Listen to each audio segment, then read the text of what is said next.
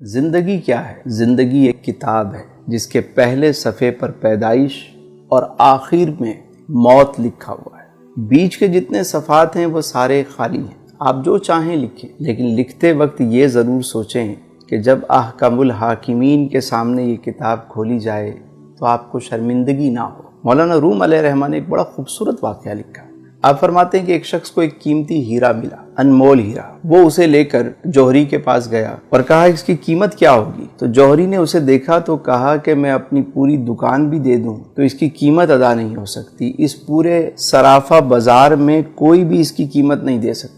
تم ایک کام کرو، اس کو لے کر بادشاہ وقت کے پاس جاؤ، ہو سکتا ہے وہ اس کی قیمت دے دے۔ وہ شخص وہ ہیرا لے کر بادشاہ کے پاس گیا۔ بادشاہ نے جب اسے دیکھا تو وزیر سے پوچھا اس کی مالیت کیا ہے؟ بادشاہ کو بتایا گیا بادشاہ سلامت اگر ہم اپنا تخت و تاج بھی دے دیں تو اس کی قیمت ادا نہیں ہو سکتی، یہ ایک انمول ہیرا ہے۔ بادشاہ نے کہا بھائی کسی قیمت پہ بھی مجھے چاہیے۔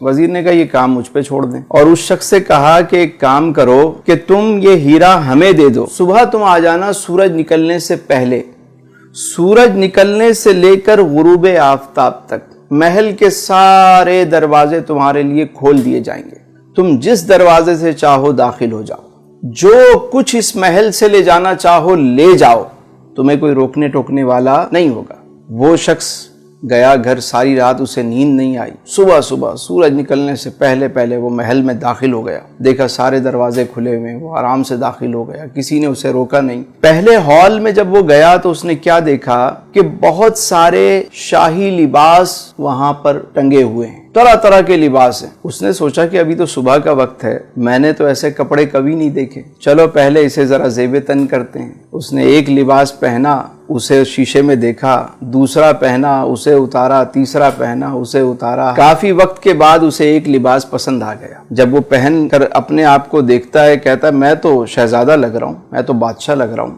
اب وہ آگے چلا، آگے جب گیا تو وزیر موصوف نے کیا کیا، دوسرے ہال میں طرح طرح کے شاہی کھانے چنے ہوئے، دسترخوان لگا ہوا ہے اور تازہ کھانے پکا کے رکھے گئے ہیں، خوشبو آ رہی ہے۔ اب یہ شخص پوری رات کا جاگا ہوا، بھوک سے اس کا برا حال تھا۔ اس نے جب ایسے کھانے دیکھے تو اس کی بھوک اور بڑھ گئی، ایک کھانے پہ ٹوٹ پڑا، کبھی اسے کھا رہا ہے، کبھی اسے کھا رہا ہے، کبھی اسے۔ جب اس نے سیر ہو کر کھایا، شکم سیری ہو گئی، تو پھر یہ آگے چلا۔ اگلے ہال میں کیا منظر دیکھتا ہے کہ وہاں شاہی بستر لگا ہوا ہے، کنیزیں جو ہیں وہ پنکھے لے کر کھڑی ہوئی۔ اس نے سوچا کہ ابھی تو صبح کا وقت ہے، ابھی تو بہت وقت پڑا ہوا ہے، کیوں نہ میں تھوڑی دیر آرام کر لوں۔ یہ شاہی بستر پر لیٹتا ہے، کنیزیں پنکھا جلتی ہیں، اور یہ جو پوری رات کا جاگا ہوا، پیٹ بھر کے کھانا کھایا ہوا، اب جب یہ سویا تو اللہ طول اچانک اس کی آنکھ کھلی تو دیکھا کہ دربان اس کو اٹھا رہے ہیں۔ جیسے ہی اس کی آنکھ کھلی انہوں نے کہا بھائی وقت ختم ہو گیا، سورج غروب ہو گیا، چلو اب یہاں سے بھاگو۔ یہ شخص فوراً اٹھ کر سامان اٹھانے لگ گیا، کبھی یہ اٹھا رہا ہے، کبھی وہ اٹھا رہا ہے۔ انہوں نے کہا خبردار، تم یہاں سے اب تنکا بھی نہیں لے کر جا سکتے۔ اس نے کہا میں نے تو کچھ بھی نہیں لیا ابھی تک۔ تمہاری مرضی، وقت ختم ہو گیا۔ اٹھا کے اس کو محل سے باہر پھینک دیا۔ مولانا روم فرماتے ہیں کہ جس طرح اس شخص کو قیمتی ہیرا ملا، انمول ہیرا، اور اس نے اسے ضائع کر دیا۔ اگر وہ چاہتا تو سارا دن بجائے اچھے لباس پہننے کے، اچھے کھانے کھانے کے، ایک معقول لباس پہن لیتا، مختصر سا کھانا کھا لیتا اور آرام کی قربانی دے دیتا، اور وہ سامان اٹھا کے باہر رکھتا رہتا۔ جب شام کو وہاں سے نکالا جاتا تو اس کا اپنا محل تیار ہو چکا ہوتا، لیکن اس نے اپنے انمول ہیرے کو ضائع کر دیا۔ اسی طرح ہم دنیا میں آئے ہیں تو یہاں پہ ہم اچھے لباس، سوٹڈ بوٹڈ، بس ہمارا مرنا جینا جو ہے وہ بس لباس پہ ہے۔ کچھ زندہ رہنے کے لیے کھاتے ہیں اور کچھ کھانے کے لیے زندہ رہتے ہیں، مقصد ہی کھانا ہے، کھائے جا رہے ہیں، اور اس کے بعد سونے میں وقت ضائع ہو جاتا ہے۔ یاد رکھیے جب موت کا وقت آتا ہے نا تو انسان کہتا ہے کہ مجھے تھوڑی سی مہلت دے دو، میں 2 رکعت نفل ادا کر لوں۔ اے فرشتوں مجھے کچھ موقع دو کہ میں 1 مرتبہ سبحان اللہ کہوں،